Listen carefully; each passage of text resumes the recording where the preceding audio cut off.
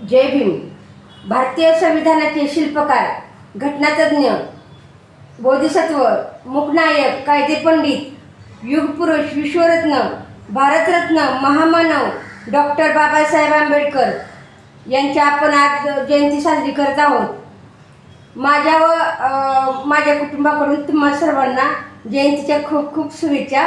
आज आपण जयंती साजरी करत आहोत, पण ती जयंती केवळ आपल्या भारतातच नाही तर संपूर्ण जगामध्ये 192 देशामध्ये साजरी केली जाते.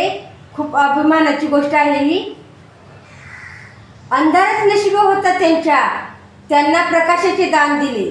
अंधारच नशिबी होता त्यांना प्रकाशाचे दान दिले. तुमचे मानावे किती उपकार, तुम्ही भारताला संविधान दिले. डॉक्टर बाबासाहेब आंबेडकरांनी 32 डिग्री मिळवलेले मला वाटते आपल्या भारतातली एकमेव व्यक्ती आहेत. 9 भाषांचं त्यांना ज्ञान होतं. अर्थशास्त्रात त्यांनी PhD केलेले अशा खंडातील पहिले व्यक्ती होते ते. जयंतीचा हा दिवस म्हणजे राज्यात समानता, बंधुता, न्याय असा दिवस म्हणून साजरा केला जातो. अमेरिकेच्या कोलंबिया विद्यापीठात बाबासाहेब शतकातील सर्वोत्तम विद्यार्थी म्हणून गणले गेले.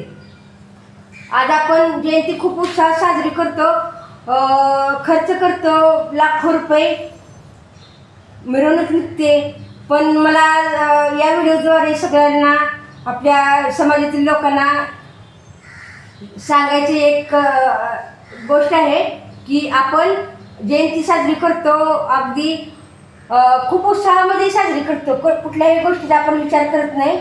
पण त्याच्यापेक्षाही मला वाटतं जास्त डॉक्टर बाबासाहेब आंबेडकरांना तेव्हा आनंद होईल ज्यावेळी त्यांच्या समाजमधला एक मुलगा निर्व्यसनी होईल आणि त्यांच्या विचारांवर चालायला लागेल आणि स्वतःची प्रगती करेल आणि स्वतःबरोबर आपल्या देशाची प्रगती करेल.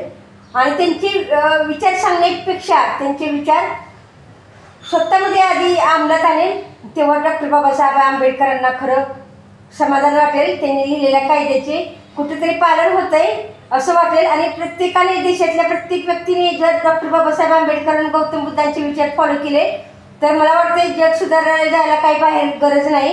कारण डॉक्टर बाबासाहेब आंबेडकरांचे आणि गौतम बुद्धांचे विचार हे असे आहेत, ते आचरणात आणले की पूर्ण देश सुधारल्याशिवाय राहणार नाही.